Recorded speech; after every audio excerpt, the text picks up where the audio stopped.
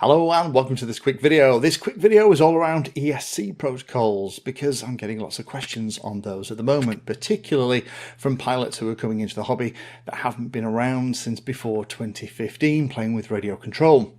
Because it was around 2015 that everything changed dramatically. Before 2015, an ESC or electronic speed controller, the thing that you connect to the battery that then connects to the brushless motor that you're using in your model, was pretty standard stuff. It plugged into a receiver and it ran the motor, and they were typically found in fixed wing models. Then we started to build multi-rotors, and then we needed more features in the ESCs, and everything started to change dramatically. However, back in the early days of quadcopters, for example, my very first real quadcopter was this thing here. This is one that Armatan built back in the day. This was a custom order that I had. These arms were actually made from billeted aluminium that's been CNC'd. Underneath the arms are actually the same kind of ESCs, but they were flashed with something called Simon K. So now we have lots of different choice. So it's only been 7 or 8 years as I'm recording this when everything's got a lot more complicated. But it's worthwhile doing a video just to cover that, because for those coming into the hobby that haven't been exposed to that general change over that period of time, it's just very confusing.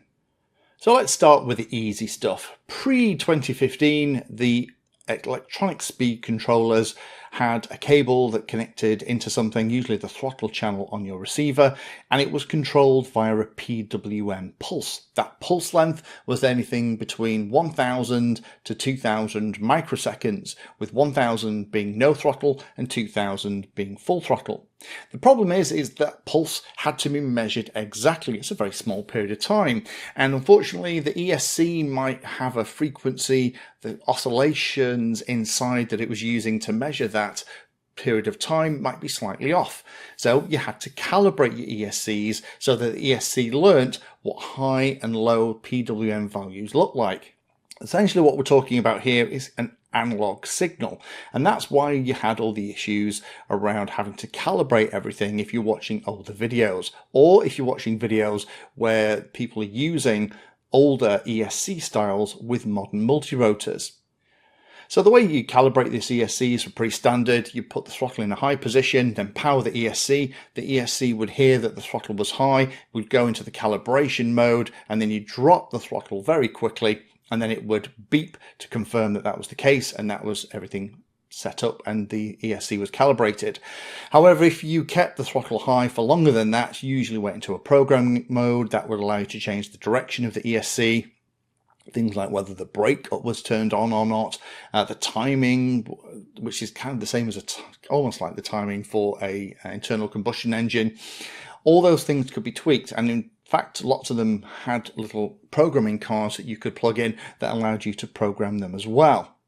So if you are controlling your speed controller via a PWM pulse, kind of that legacy way, then you know what, you're pretty much guaranteed you're going to have to do calibration to set it all up, and that your only way of changing the settings is going to be either going through that menu and listening to the beeps, or buying something like a programming card. The only thing that was really available back then was there was a couple of specialized firmwares that you could flash onto those older speed controllers.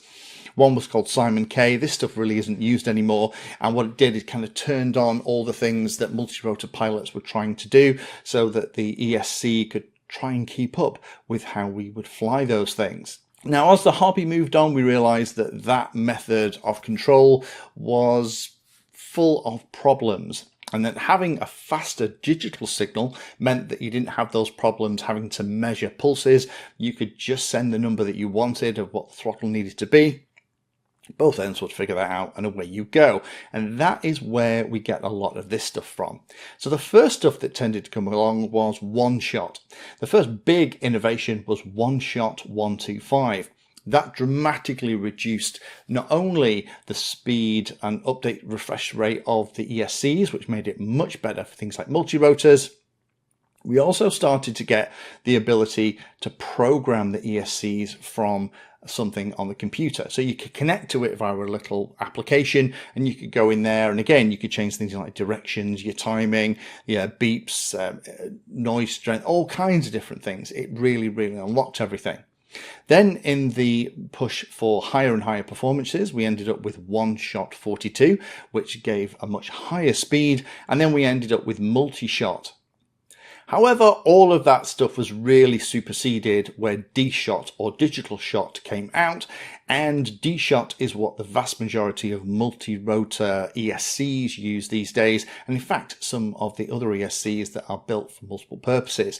And DSHOT 150, 300 and 600 are the ones that you'll come across most often. There are things like DSHOT 1200 as well.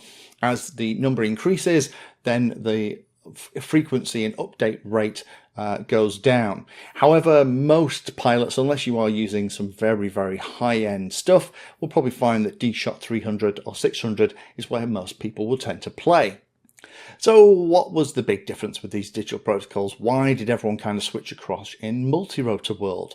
Well, as well as being much faster to update the ESC, which allows you to have much better performance from your multi-rotor, have much tighter tunes, the big thing is that you don't need to calibrate. So if you're using an ESC and you're talking to it via one of the DSHOT protocols, you don't need to calibrate. You can skip that step entirely. It's all going to work.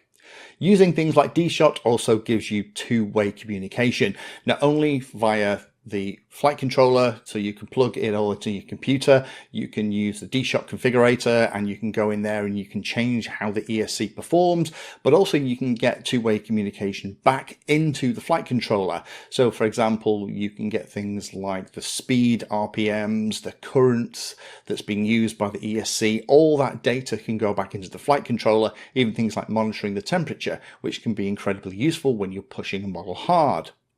And lots of multi-rotors use 4K PID loop frequencies, which is why most people ended up running things like DSHOT 300. I know I did here. So the big question I get asked is, well, if ESCs can be really fast and you can update them thousands of times a second, why don't we just do that?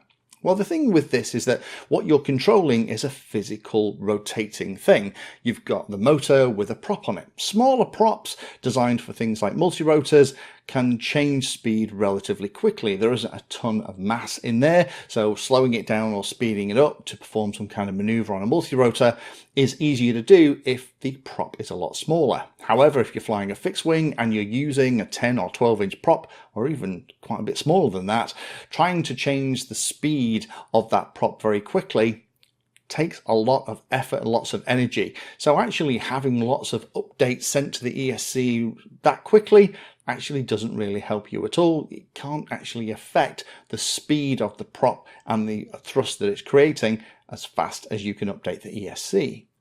The other thing that I've noticed as well is that trying to use multi-rotor ESCs on some of those lower kV motors for things like fixed wings, they don't really like it. So my advice would be, if you are using a fixed wing, then I would get a fixed wing ESC if you're going to be running kind of a 7-8 inch prop or larger. If it's less than that, then to be honest, you can use anything you want, because even ESCs that are designed for multi-rotors will work fine. And in fact, we're starting to see that now with models from Atom RC and others that are building fixed wings. They're using the very small, lightweight, high-performance ESCs that you typically find in things like multi-rotors. But because of that, it means that you can talk to them using DSHOT. In a plane, I'll just use DSHOT 150. And that means then that not only do I not have to calibrate, but also all of that extra goodness of being able to have that bidirectional communication with the ESC is automatically turned on too. So hopefully that's been interesting for those of you that haven't been around for the past 8-9 years as all of this happened. My advice to you is, if you are getting a fixed wing, get a fixed wing ESC. They are designed to run with the lower kV motors with the larger props. They're not really designed for the super fast changes that you need in a multi-rotor, and they're also potentially will give you things like the 5-volt outputs for the onboard BEC that you need to run things like servos too. However, modern multi-rotor ESCs usually are designed and set up to run with DSHOT, and setting them up with things like that means you can avoid things like calibration. So hopefully that helps those of you that are a little bit confused. If you have any other questions, pop them down below and I'll do my best to explain. Thank you for watching the video. If you watch my videos and find them useful, then please take a moment to hit the like and subscribe button. It helps the channel a lot. If you really like what I'm doing here, you can become a Patreon and support the time I spend helping others and get access to lots of exclusive benefits. Link is in the video description. Remember that all the videos on the channel are organized into playlists, so you can easily use those playlists to find all the videos on a subject that you are interested in. Add Painless 360 to your searches on Google and YouTube, and it'll help you find my content for any particular topic. Thanks again for watching, and as always, happy flying.